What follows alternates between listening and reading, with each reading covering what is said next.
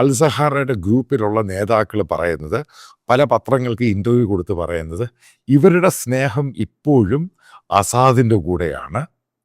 ഇവർ ഒരു കാരണവശാലും അവർ പറയുന്ന രീതിയിലോട്ട് മാറാനും വെപ്പൺസ് താഴെ വെക്കാനും തയ്യാറല്ല.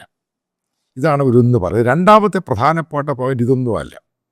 ഈ അലവൈറ്റ് എന്ന് പറയുന്ന ഈ കമ്മ്യൂണിറ്റി, ഇവർ ഷിയ സെക്റ്റിലുള്ള മുസ്ലിങ്ങളാണെങ്കിൽ പോലും ഇവർ ജീസസ് ക്രൈസ്റ്റിനെ ബിലീവ് ചെയ്യുന്നുണ്ട്.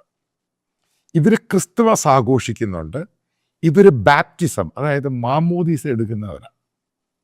അതായത് ഇവരുടെ പകുതി മുക്കാൽ ശതമാനവും ഇവരുടെ ബിലീവ്സ്, അതായത് ഒരു ഇൻഡിവിജ്വലിൻ്റെ ഇസ്ലാമിൻ്റെ ഒരു 20% ഉള്ളൂ.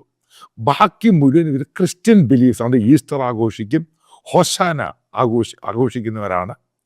അപ്പം ഇതാണ് ഇവർക്ക്, അതായത് ISISനും സുന്നി ഇസ്ലാമിനും പ്രശ്നമായത്. ഇതാണ് ഇതിൻ്റെ പ്രധാന കാരണം. ഇവരെ അറ്റാക്ക് ചെയ്യുക. ഇവർ വലിയ പാരമ്പര്യമുള്ളവരാണ്. ഈ സിറിയയുടെ കോസ്റ്റൽ സൈഡിലും ആ ബെൽറ്റിലുമാണ് 12 മുതൽ 15% എന്ന് പറയുന്നത് നല്ലൊരു ജനസംഖ്യയാണ്. അപ്പോൾ അവിടുത്തെ ബ്യൂറോക്രസിയിൽ ഇവർ ശരിക്കുമുണ്ട്.